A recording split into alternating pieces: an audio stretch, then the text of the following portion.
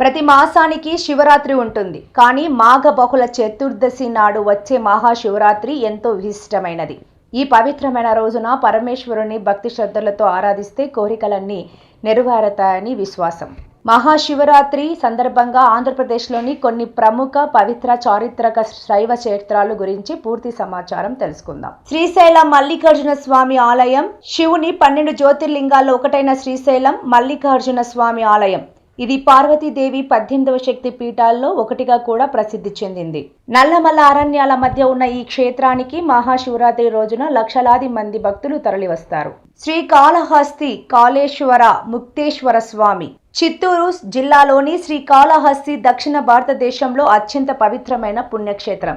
ఇక్కడ సహజంగా ఏర్పడిన స్ఫటికలింగం ప్రత్యేకత. రాహుకేత పూజలకు ఈ ఆలయం ప్రసిద్ధి చెందింది. ద్రాక్షారామం భీమేశ్వర స్వామి. పంచరామ క్షేత్రాల్లో ఒకటైన ద్రాక్షారామ భీమేశ్వర ఆలయం తూర్పు గోదావరిలో ఉంది. పురాణాల ప్రకారం భీముడు నిర్మించిన ఈ ఆలయం చారిత్రక ప్రాముఖ్యత కలిగినది.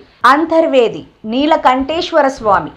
ప్రకృతి సోయగాలతో అలరారే అంతర్వేదిలోని నీలకంఠేశ్వర స్వామి ఆలయం. ఇక్కడి పుష్కరిణిలో స్నానం చేసి శివుడిని ప్రార్థిస్తే కోరికలు నెరవేరుతాయని విశ్వాసం. హేమావతి సిద్ధేశ్వరాలయం. అనంతపురం జిల్లా హేమావతిలో శివుడు లింగ రూపంలో కాకుండా విగ్రహ రూపంలో దర్శనమిస్తాడు. సూర్య సప్తమయం సమయంలో సూర్యకిరణాలు స్వామివారి నుదిటిని తాకడం విశేషం. గుడిమల్లం శివాలయం.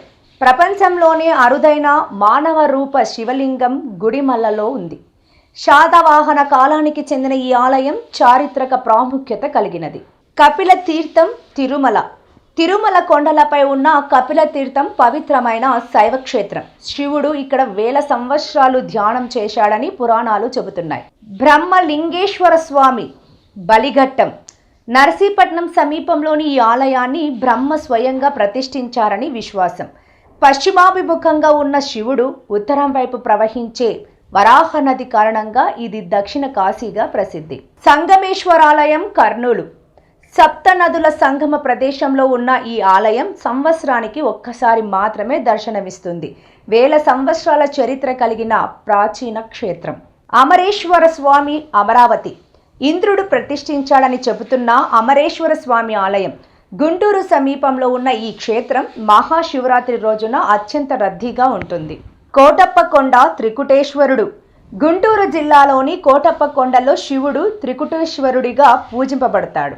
ఈ కొండపై కాకులు వాలవని విశేషం ఉంది. మహాశివరాత్రి సందర్భంగా వేలాది మంది భక్తులు తరలివస్తారు.